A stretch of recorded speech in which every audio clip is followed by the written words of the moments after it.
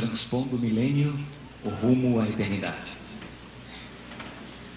Ao ler este lema, à minha mente veio a passagem do Mar Vermelho, deixando para trás o Egito, permitindo que o povo de Deus marchasse rumo à terra prometida. Eles não tinham ideia do que os aguardava ao passarem esse mar.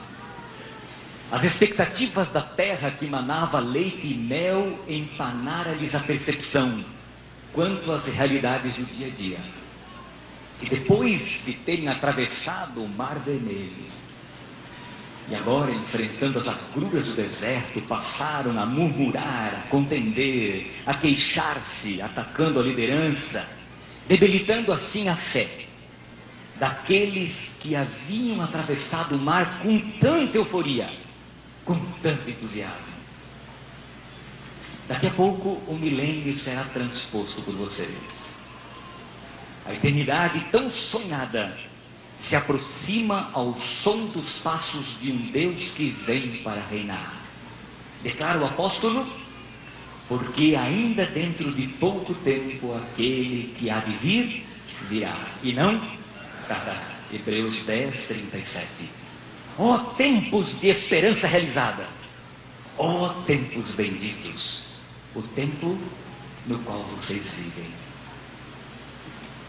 No entanto, dias difíceis aguardam vocês. Não quero iludi-los nesta manhã festiva. Áridos como o deserto enfrentado pelos israelitas. Paulo, escrevendo ao jovem pastor Timóteo, profetizou acerca desse tempo. Você conhece o texto? Vamos abrir a Bíblia?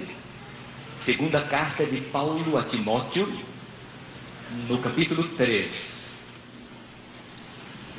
Vejam o que a Bíblia diz aqui.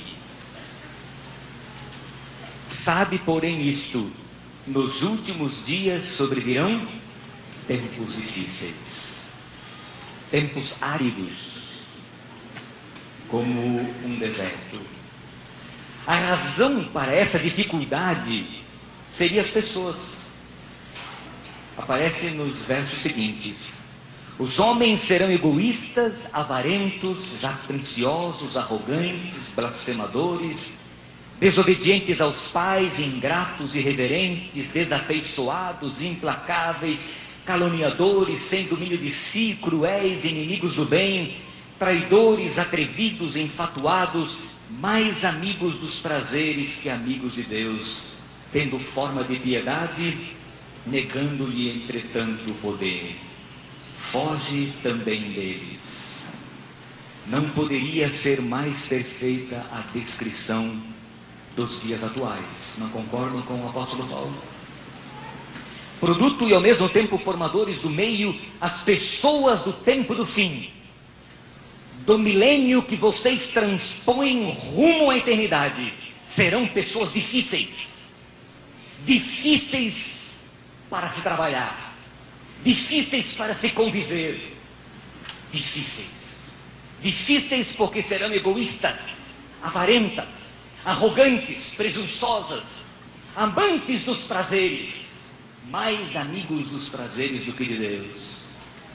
Imagine as dificuldades que os aguardam. A iniquidade faz o amor esfriar. O pós-modernismo provê o fundamento filosófico. O espiritualismo, nas suas diversas nuances e formas, oferece soluções mágicas que agradam a todos os gostos e preferências de um homem egoísta, arrogante, blasfemo, irreverente, piedoso. Aparentemente piedoso. Notem a observação de Paulo. Aparentemente piedoso. Seria melhor se não tivesse nada de piedade, porque é mais fácil de identificar. Mas aparentemente piedoso. E aí está um dos grandes desafios do pastorado dos senhores: lutar contra a falsa piedade, contra o mal na aparência do bem, contra o pluralismo religioso e sincrético da atualidade, contra o relativismo, conceito popular demoníaco de que não existe verdade absoluta, de que cada sociedade, cada cultura define o que é verdade para si. Estas e outras tendências filosóficas dos dias atuais produzirá dias amargos para os pastores que defendem a verdade absoluta, para pastores que defendem a autoridade das Escrituras, um livro tido como obsoleto nas suas verdades absolutas, para pastores adventistas que defendem as orientações do dom profético de Ellen White como sendo verdades vindas de Deus, para pastores adventistas que creem em crenças, entre aspas, antissociais, fundamentalistas, antiquadas do adventismo do século passado. Que desafio para você, meu irmão. Que tremendo desafio. Deus necessita de homens. Vocês colocaram esse texto no convite de vocês. Deus necessita de homens. Exatamente para esse tempo. Exatamente para esse tempo de mistura, de sincretismo, de pluralismo. Exatamente desse tempo de crendices absurdas até, mas tidas como piedade. Deus precisa de homens. Mas que tipo de homens? Homens que não se compram e nem se vendam.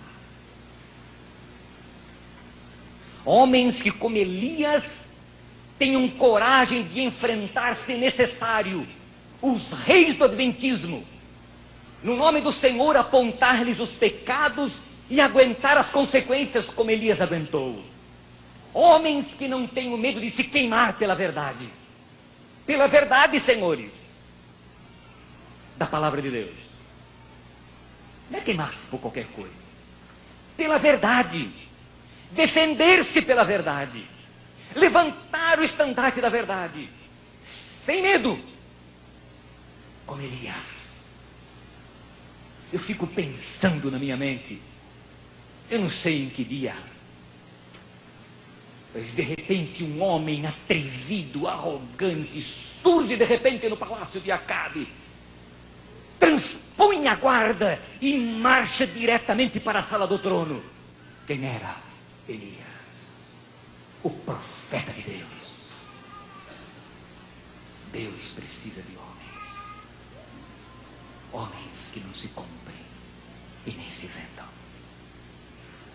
Íntegros, fiéis. Vivemos em dias de pastorado que busca mais a popularidade do que fazer a vontade de Deus, irmãos. Homens que promovem eventos que o povo gosta, independentemente se este evento haverá de promover a espiritualidade do povo, as virtudes e a fé cristã. Em vez de orientarem, em vez de guiarem e de ensinarem o povo e de aproveitarem esses eventos para ensinar a palavra de Deus, iludem a igreja e o povo de Deus com quimeras da mensagem. Mensagens agradáveis, agradáveis aos ouvidos e ao coração humano. Isso não significa que as nossas mensagens devam ser desagradáveis. Não, não é isto. Mas as nossas mensagens devem fortalecer a fé, inspirar, motivar a permanência dos ideais do reino de Deus, reavivar e reformar. A popularidade é coisa boa, é agradável. Isso é mídia, isso é coisa da atualidade. E hoje parece que as coisas são medidas pelos níveis de popularidade, não? Os melhores programas de televisão quais são? Os que dão mais ibope, mas vai ver a qualidade deles. Seria muito bom se vocês conseguissem popularidade e conseguissem manter a vontade de Deus, defender a verdade, os critérios do reino de Deus. Seria ótimo. Mas nem sempre é possível. E sabem por quê? Porque os dias seriam difíceis. E sabe por quê? Porque os homens seriam amantes de si mesmos, arrogantes, atrevidos, desobedientes, ingratos, blasfemos, amantes dos prazeres, em vez de amantes de Deus.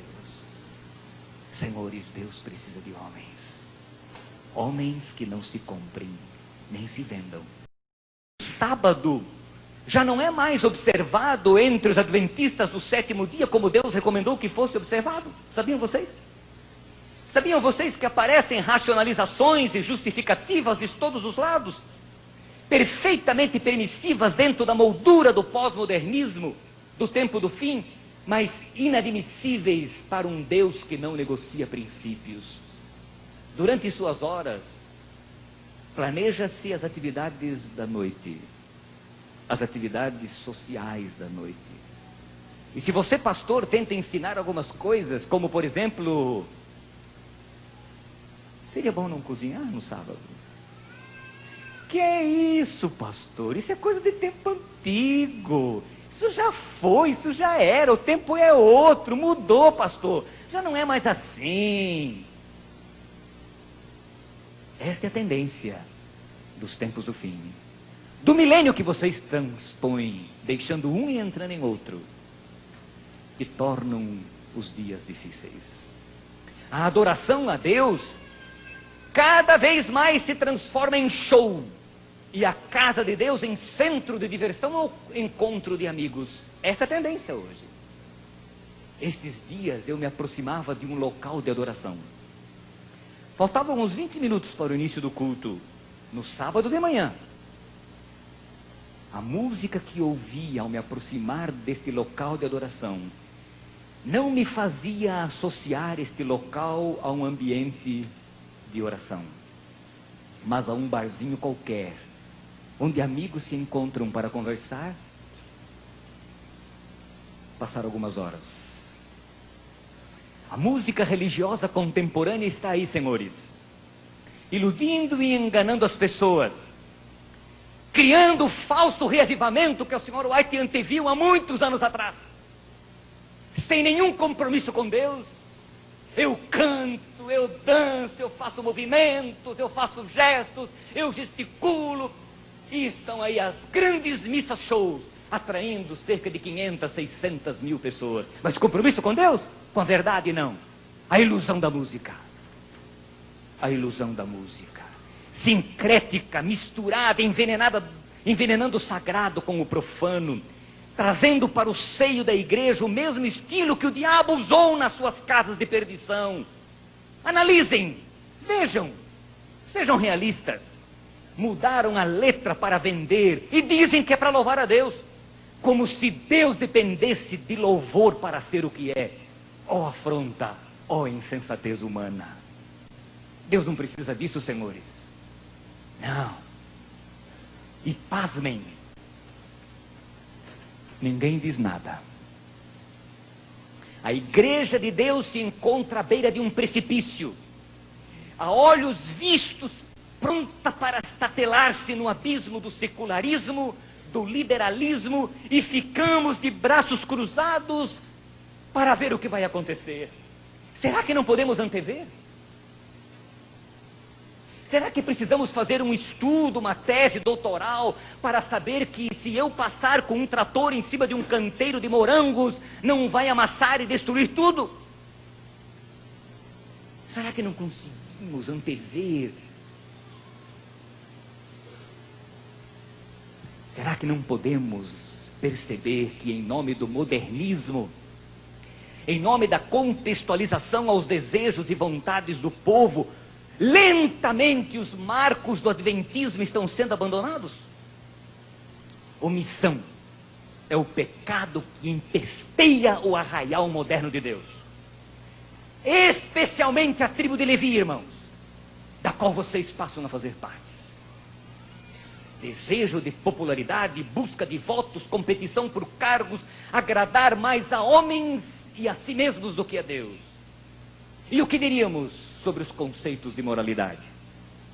Já não se busca mais a Escritura como referencial ético, mas o que eu acho, a minha experiência que vale. Aí daquele que se atreve a achar diferente da massa, discriminado, ridicularizado, marginalizado, zombado, escarnecido, e o pior, pelos próprios companheiros de trabalho. Deus quer pastores com quem possa contar.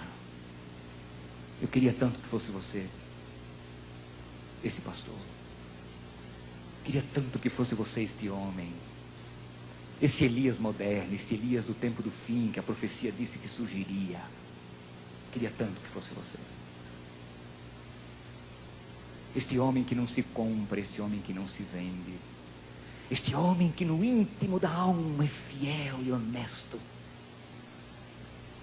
Este homem que não é comprometido com nada, a não ser com a verdade, com a palavra e com Deus. Queria tanto que você fosse esse tipo de homem.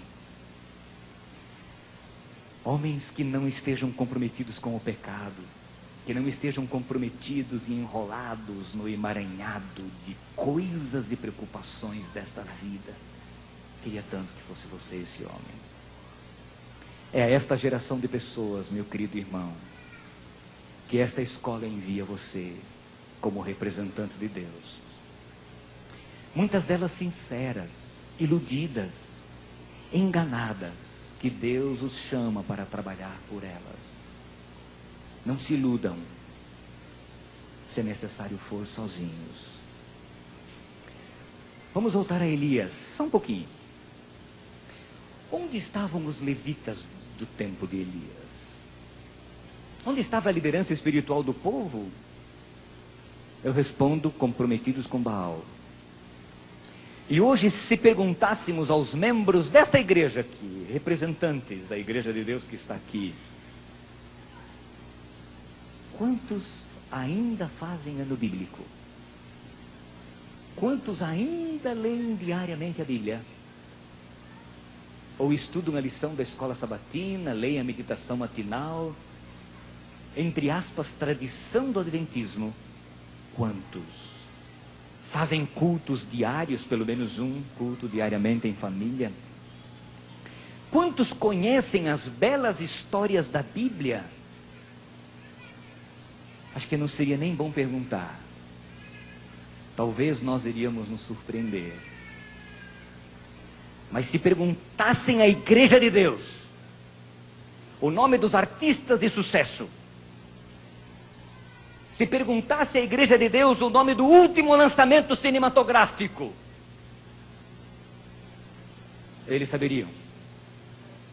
Ou se perguntassem a eles as notícias do último jornal, eles estariam atualizados não nas ações de Deus na história, mas nas ações do mal. Que pena. Que pena que tem sido assim. Que pena que o povo de Deus tem perdido tanta oportunidade bonita. E tem se envolvido com essas coisas efêmeras e passageiras. E os levitas, hein? Onde estariam os levitas do nosso tempo? Querem conhecer um pastor? Olhe para a igreja dele. Você vai saber quem ele é. Dias difíceis, irmãos. Eufóricos vocês hoje transpõem o milênio. Daqui a pouquinho, né? Vocês transpõem fazendo uma nova história na vida de vocês. E talvez você esteja desanimado diante dessa realidade tremenda que eu expus aqui. E agora eu quero abrir a palavra de Deus para animá-los. Vamos abri-la em Jeremias, no capítulo 1. Jeremias, capítulo 1. Aqui nós encontramos o chamado que Deus fez a Jeremias, nesse capítulo 1. No verso 6, veja a resposta de Jeremias ao chamado. Então eu lhe disse: Ah, Senhor Deus, eu não sei falar, porque não passo de uma criança. E talvez você esteja se sentindo assim. Pastor, como é que eu vou enfrentar esse desafio? Como é que eu vou enfrentar esse mundo de dias difíceis, de problemas complexos? Como eu sou uma criança, eu sou um menino, sou tão jovem. E além do mais, sou produto desse meio. Como? Não sei falar.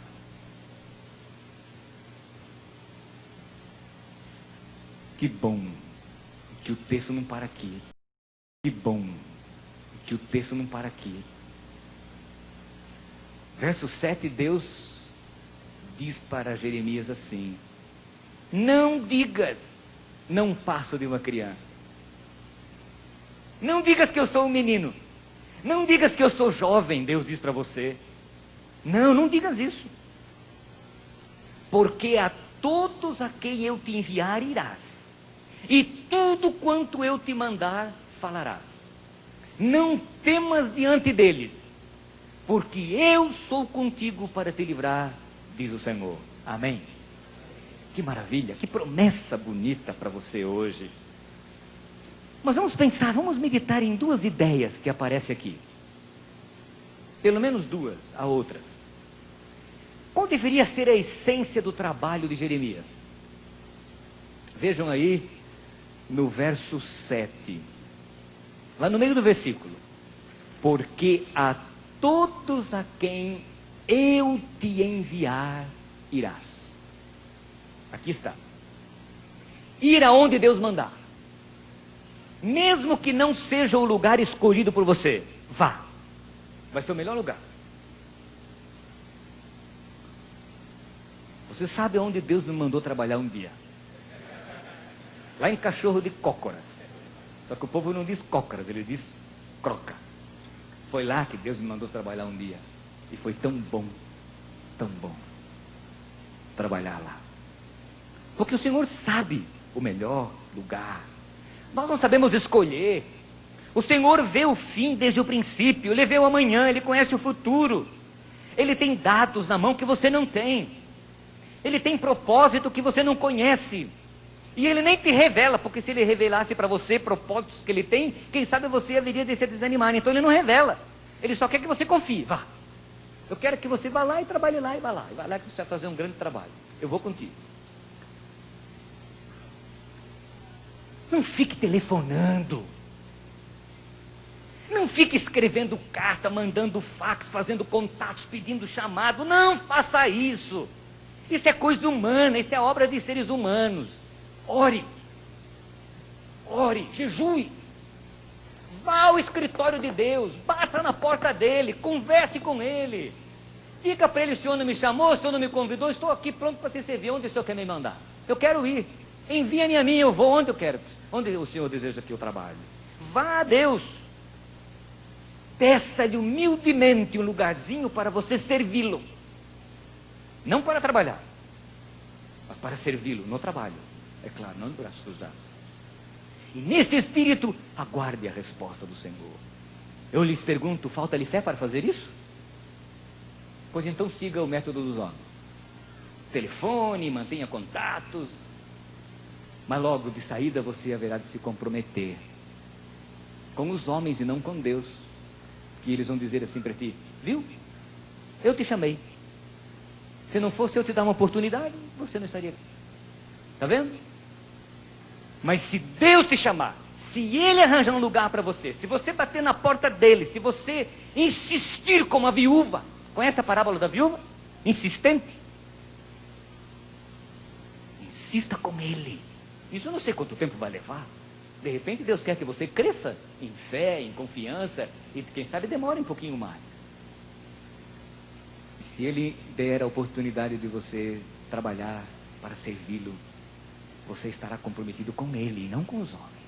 É diferente. Vá aonde eu te enviar. É lá. Na África, Valmir? Adriano, não sei. Quem sabe? Não sei. Aonde o Senhor te mandar. Outra coisa. Ainda neste verso, na parte final do verso 7. Tudo quanto eu te mandar, fará o quê? Falarás. Tudo quanto eu te mandar, falarás. Jeremias não devia dizer o que ele queria dizer. Nem tampouco o que o povo queria ouvir.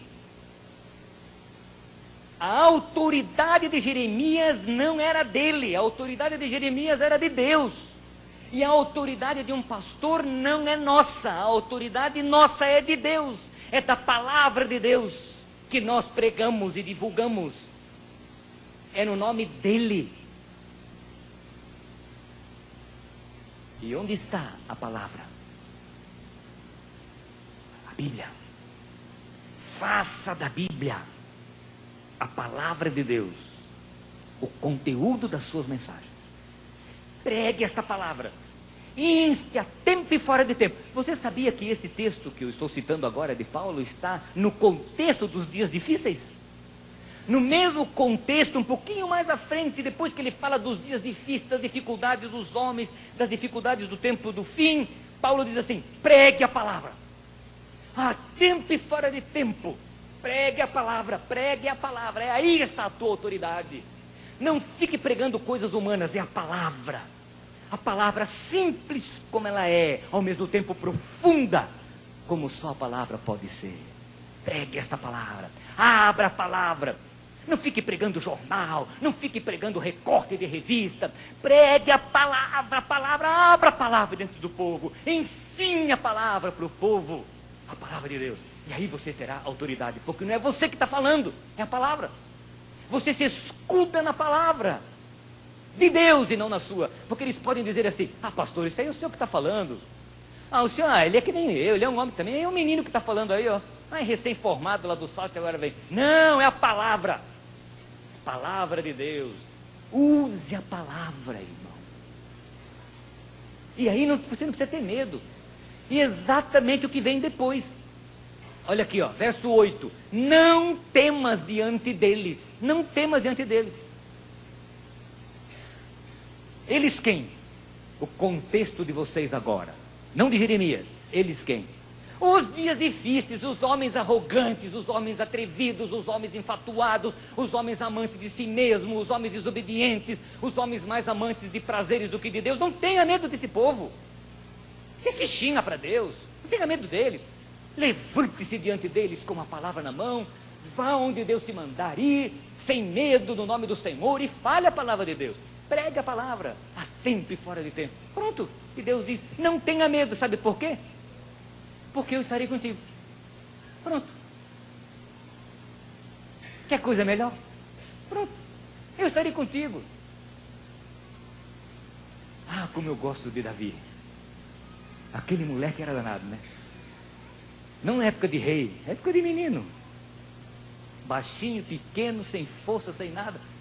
Os homens do governo, a elite do exército de Saul, com medo daquele gigante, e chega aquele menino pequenininho e vê aquilo e fica indignado com a afronta daquele homem, e ele pega lá um estilingue, né? Lá em Santa Catarina fala de cetra no meu tempo, não sei se ainda é, né? Um estilinguezinho, né? Uma seta, pega 5 pedrinhas e vai brigar com o gigante. E o gigante fica indignado: como é que vem um bando, um menino para guerrear comigo? Ok?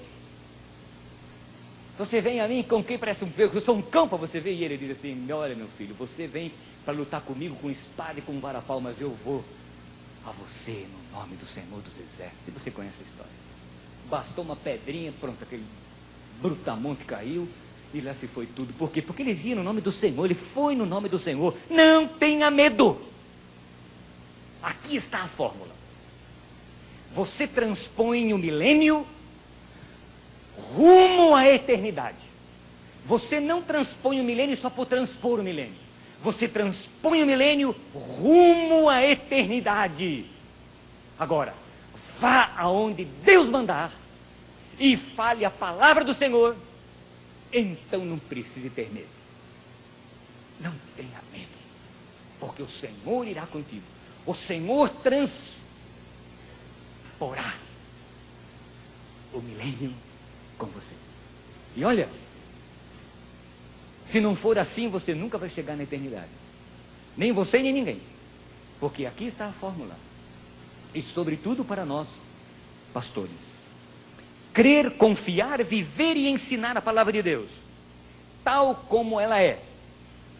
E agora eu quero tirar as palavras de Deus para Ezequiel. Você conhece, não precisamos ler. Tu lhes dirás as minhas palavras, quer ouçam ou deixam de ouvir. Conhece? Fale desse. E não temas diante deles. Eu sou contigo. O mundo necessita de homens. Homens que não se comprem, homens que não se vendam. Homens que sejam fiéis ao dever, como a bússola ou é o polo. Um dia Jesus orou por você, sabia? Na oração intercessória, Ele orou por ti, Pai. Eu terminei a minha missão nessa terra, Jesus disse para os discípulos. Eu estou voltando para ti. Eu quero tanto que eles sejam um como nós somos um.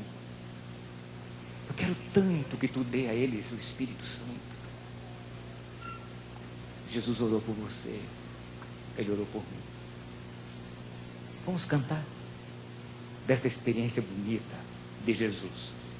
E vamos pensar nisso, de que você deve transpor o milênio rumo à eternidade, aonde Deus mandar você, para falar a palavra dele, sem ter medo, na certeza de que Ele irá contigo.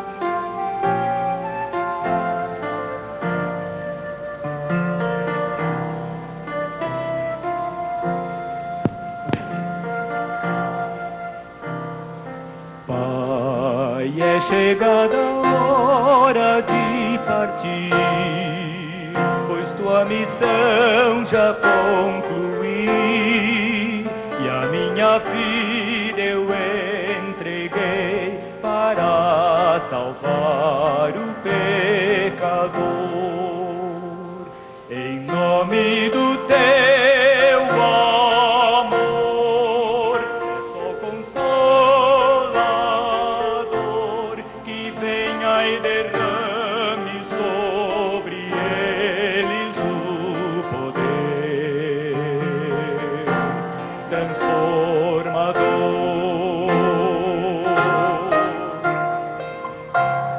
Eu não pertenço a este mundo,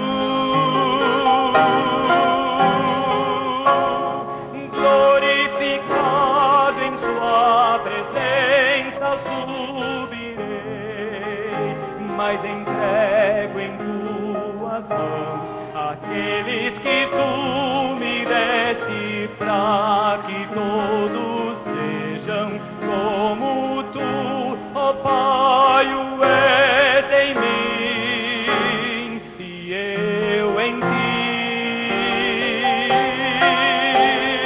Pai, os guarda em teu nome, os livre de todo mal, a fim de que o amor com que me amaste os possa proteger e os envolver.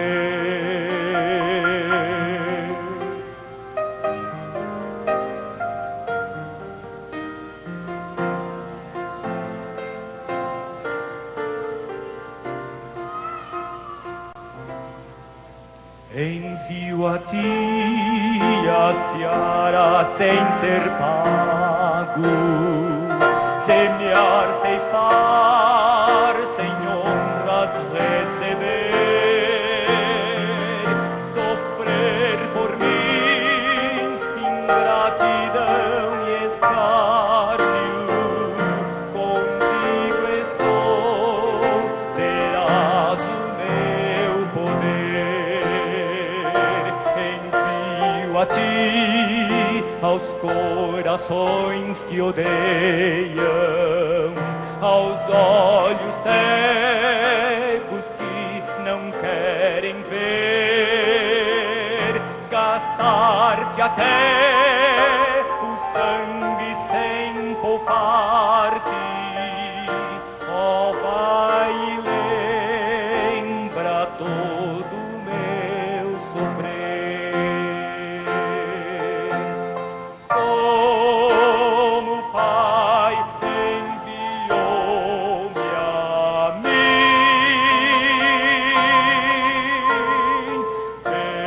eu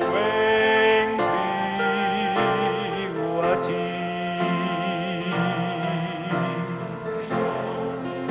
Obrigado por fazer os instrumentos seus, apesar de nossas falhas e imperfeições, dá-nos forças pra levar a salvação a pessoas que não têm condição,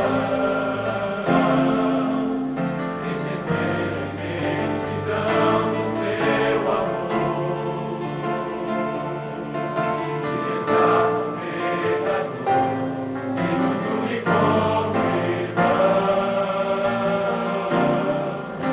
Senhor, muito obrigado por fazer-nos mensageiros teus, ministrando sua palavra com meditação, anunciando as boas novas de perdão. As pessoas que perderam a esperança, e tudo irá mudar, e uma nova vida vai chegar. Senhor, muito obrigado por estarmos sempre junto a ti, unidos em uma só voz, em um só louvor, em uma só fé, em um só Senhor. Nos guarde em teu nome, nos livre de todo o mal, a fim de com amor, com firme amar-te possa nos proteger, nos envolver. Como o Pai enviou